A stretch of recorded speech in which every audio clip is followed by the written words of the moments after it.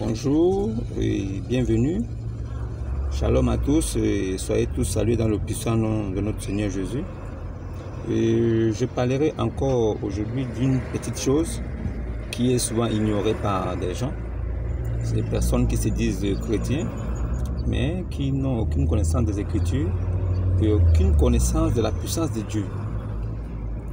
J'aimerais souligner une chose, c'est que la foi des chrétiens est basée sur la croyance en la mort du Seigneur Jésus.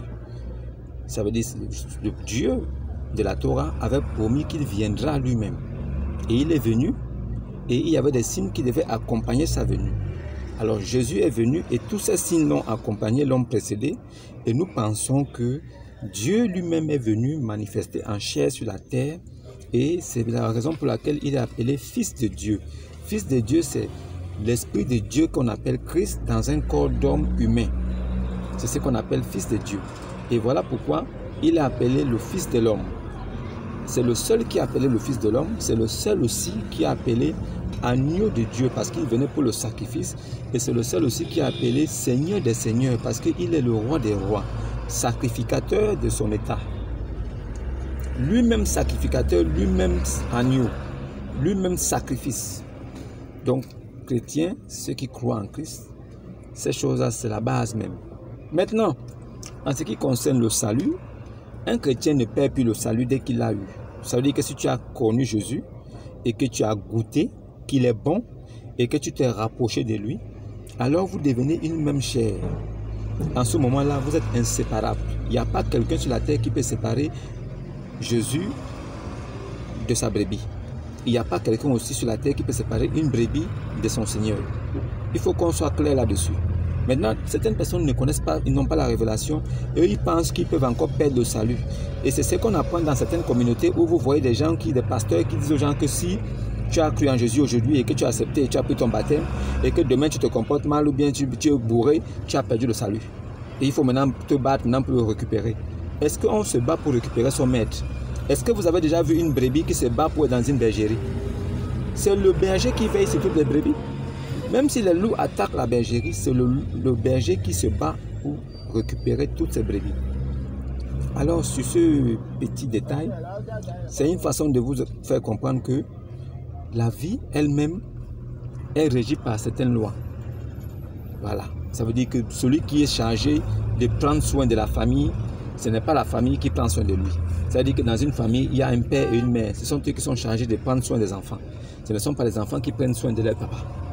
Et c'est vice-versa à chaque fois. Ça veut dire que le cycle se renouvelle à chaque fois. Les enfants deviennent adultes aussi. Eux aussi, ils ont des enfants. Et ce sont eux qui s'occupent aussi des enfants.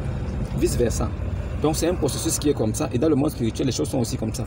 Voilà pourquoi ceux qui ont des pères spirituels, ils sont des pères spirituels parce qu'ils ont la connaissance ou ils sont amis de Dieu ou ils sont amis de Dieu depuis longtemps.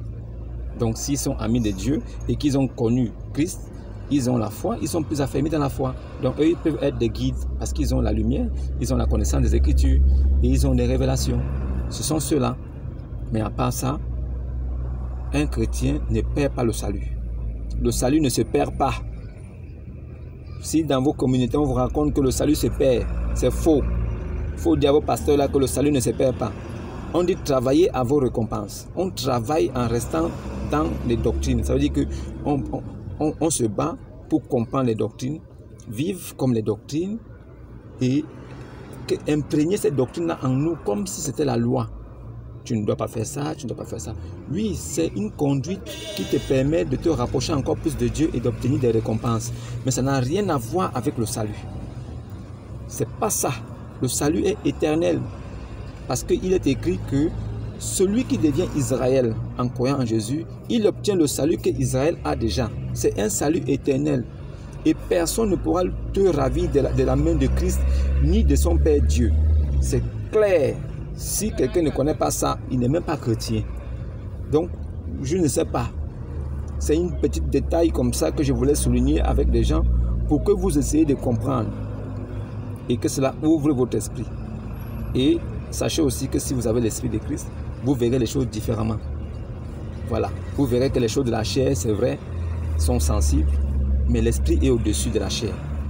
Si votre esprit est au-dessus de votre chair, tous les événements de la terre et tout ce que vous allez rencontrer seront des petites choses que vous pourrez gérer facilement parce que vous avez Christ en vous. Christ lui-même, il est la liberté. Christ est le Seigneur des Seigneurs. En lui, il y a tout parce que tout a été créé en lui. Si vous l'avez, vous avez aussi tout et vous avez le contrôle sur la terre. C'est pour ça aussi que vous serez le maître de la terre. Dans quel sens? Vous aurez le contrôle sur tous les éléments de la terre et sur toute la création.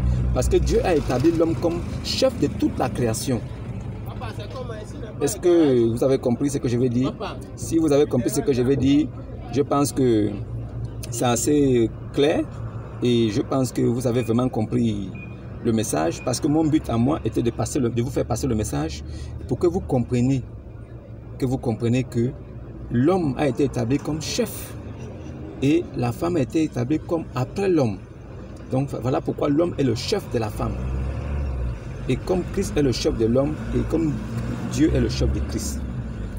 Voilà, ça c'est quelque chose aussi qu'il faut expliquer parce que si vous êtes chrétien, vous pouvez comprendre. Mais si vous ne pouvez pas comprendre, ça veut dire que vous n'êtes pas encore chrétien.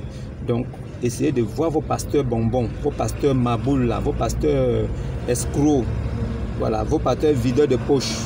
Essayez de parler avec eux. Mais fiez-vous aux Écritures. Ce qui n'est pas écrit, rejetez ça. Si vous dites quelque chose, allez-y vérifier. Si vous voyez que ce n'est pas écrit, mettez ça de côté. Parce que c'est la doctrine de Christ même qui sauve. La doctrine pure et authentique de Christ qui sauve. C'est Jésus-Christ qui sauve, pas un homme. Vraiment que la paix soit sur vous et que le salut vous visite et que l'Esprit Saint aussi campe autour de vous pour vous montrer et vous éclairer vers la lumière. Shalom et à la prochaine.